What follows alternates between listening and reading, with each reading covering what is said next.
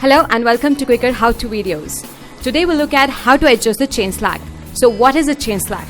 Basically the chain tends to slacken out when the tensioner loses the tension and the swing arm tends to ease out after a few kilometers due to constant throttle and usage.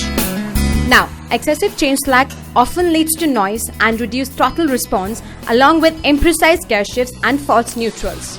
In fact, under extreme circumstances, the excessive chain slack causes the chain to snap off the sprockets. Also, the chain with low slack reduces the engine performance and might cause faster wear and tear of the sprockets.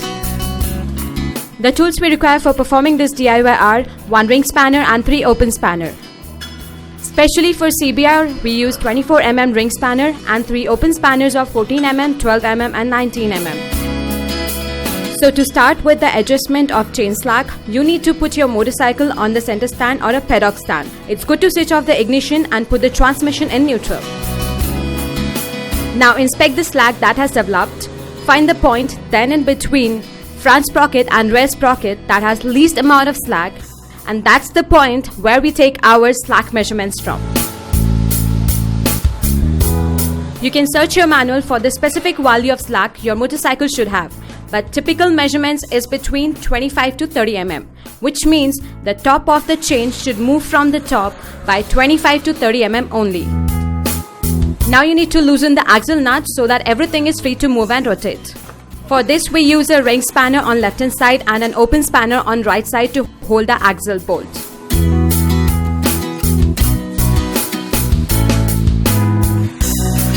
Now have a closer look at these two nuts. The smaller one is a lock nut and the bigger one is the adjuster.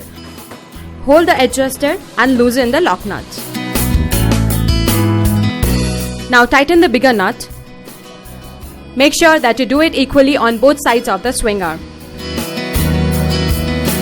As you can see, when I tighten the bigger nut, the chain slack tightens up. Once you're done with the slack adjustment, look at these notches. These notches gives the baseline for rear wheel alignment. Make sure that you have equal number of these notches on either side of the axle. After this, you need to center the rear disc pad. For this, give the rear wheel a free spin and jam the rear brake. Now hold the brake lever in same position by placing the spanner in between. After locking up the rear wheel, retighten the rear axle nut.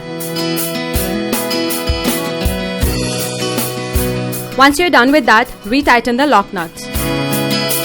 After this, make sure that you remove the spanner with which you jam the rear brake. Once again, give a spin to the rear wheel and make sure it spins freely. For one last time, check the rear wheel alignment and make sure that the slack is proper. Do practice the safety measures while you're performing these DIYs at home. Thanks for watching. See you in the next video.